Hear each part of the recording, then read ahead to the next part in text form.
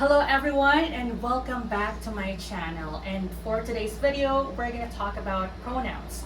So pronouns are a part of speech that is used to rename, stand in for, refer to, or rename a noun.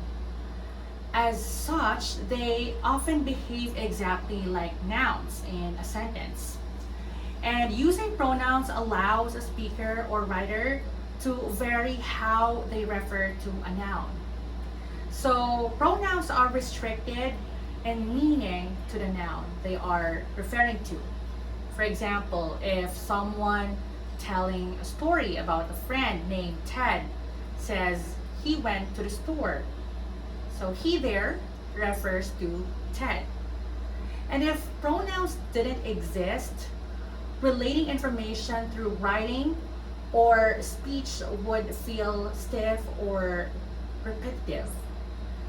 And just as there are different types of nouns like person, place, thing, or idea, so too are there a variety of pronouns. The most well-known and widely used type of pronoun is the personal pronoun, but there are 7 other kinds as well. Personal pronoun is the most well-known because it is the type of pronoun a person uses to identify themselves, people being spoken to, and people being spoken about. Personal pronouns have traditionally been divided to the subjective or the objective case, singular or plural form, and first, second, and third person as follows. Now, how do we know if we should use the subjective or nominative case? Here are the things to remember.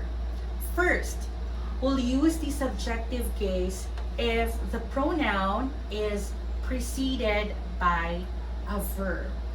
Let's take a look at this example. She and blank sang. Which one should we use? I or me? She and blank sang.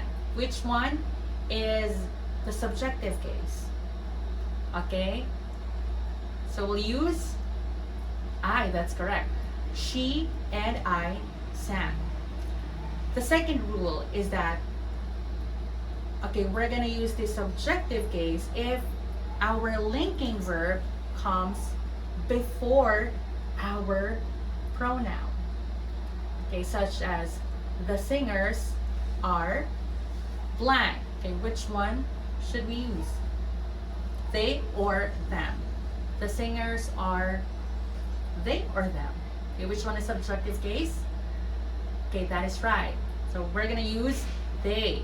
So the singers are they. Now let's talk about the objective case.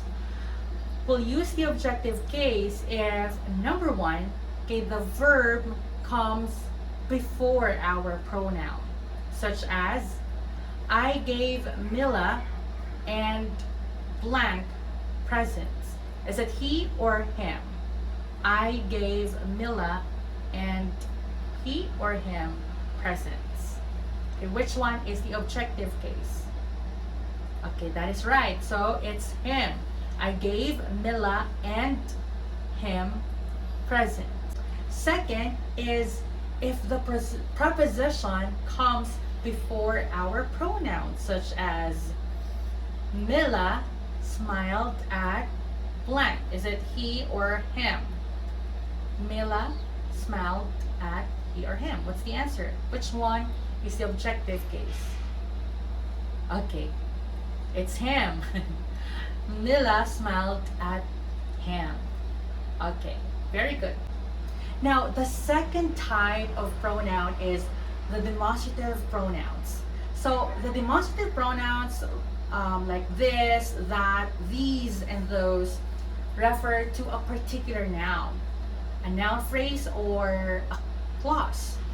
And like all pronouns, demonstrative pronouns should appear close to the noun or noun phrase that they are substituting for or referencing. Demonstrative pronouns can also be singular, it can also be a plural. For example, the words like this and that are singular demonstrative pronouns, and the words these and those are plural demonstrative pronouns. And depending on whether the noun is singular or plural, the pronoun should always agree and mirror the singular or plural noun. If the noun is singular, then of course you'll be using the demonstrative pronoun this or that. And if the pronoun, or if the noun rather, is plural, then we're going to use the demonstrative pronoun these or those.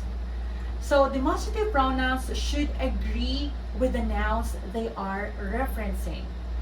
In other words, the noun and pronoun should agree as both singular or plural. Okay, just like this example. The students passed the test. That was their last one. So the test is singular, right? So the demonstrative pronoun, again, must agree and should also be in the singular form, which is that. So that test. Another example. The students passed both tests. Those were their last ones. So the tests are in plural. And so the demonstrative pronoun, again, remember, must agree and should be in its plural form as well. That's why we use those, like those tests.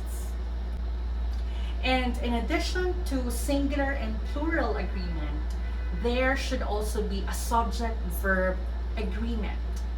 Here's an example. The students are taking the test. This counts for 10%. So the word this here, which is referring to the test, is singular, right? So the verb, okay, counts, should also agree with the singular form of the demonstrative pronoun, which is why we say this counts. Another example, the students are taking both tests. These count for 10%. So the word these, which is referring to tests, is plural, right? So the verb count should agree with the plural form of the demonstrative pronoun, which is why we say these count. Now, the next type of pronoun is what we call the interrogative pronoun. And when we think of the word interrogative, it has the same root as interrogation. And to interrogate is to question. So we can deduce that an interrogative pronoun is a pronoun that questions. And putting it together, an interrogative pronoun is a word that takes the place of a noun and that asks a question. In English, there are just 5. We have who, whom, whose, which, and what. Now let's talk about who and whom. So who and whom are used to ask questions where the answer is expected to be a person. Who is used as a subject and whom is used as an object.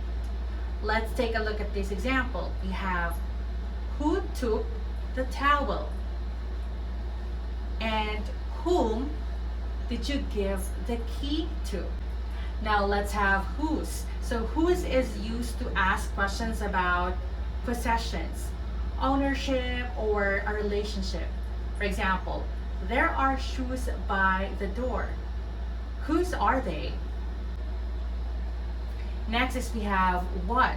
So what is used to ask the question where the answer is expected to be an object or abstract concept, like what is love? And lastly, we have which. So which is used to ask questions where there are multiple choices or possibilities as to what Okay, the answer could be, for example, we have, which of these cookies do you want? Next is we have the indefinite pronoun.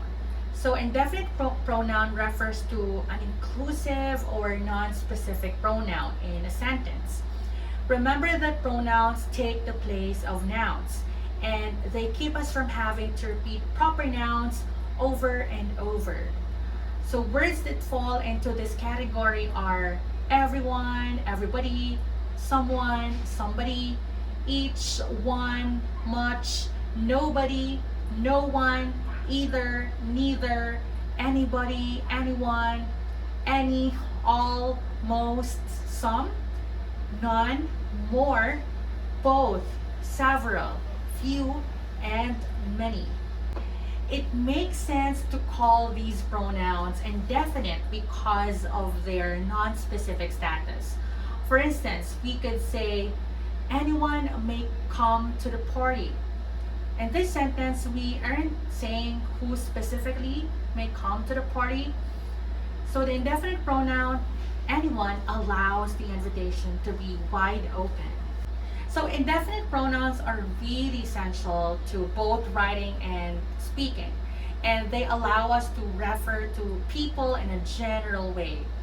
And they also allow us to refer to large groups of people, places, or things without having to mention exact names, which would be too awkward.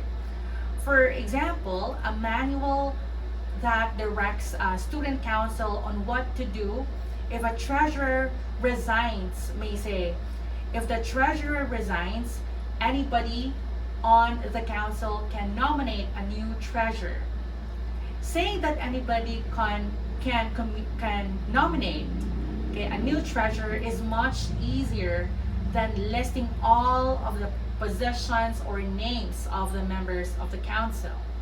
Next, let's talk about relative pronoun. So relative pronoun is a type of pronoun that often introduces the dependent or relative clauses in our sentence. And they also can stand alone as the subject or object of a sentence. And there is a specific list of relative pronouns like who, whoever, whom, whomever, that, which, when, where, and whose. Now here are two examples of how relative pronouns are used in the sentence. Let's start it with a simple sentence. The flight landed. Now let's try to build it up with a relative clause. The fly that had been buzzing around Sam's head landed on the cake. So in this case, the relative pronoun that introduces the relative clause that had been buzzing around Sam's head. So at first, we only knew that a fly landed, right? And now by adding the relative clause, we have more information about the fly. The whole clause that had been buzzing around Sam's head modifies the noun and our subject, which is fly. And that ends our discussion for today about pronoun. We still have two more other types. We have the possessive and we have the reflexive. So let's talk about these two on my next video. I hope that you have learned something for today, and please don't forget to like and subscribe. Thank you everyone. Goodbye.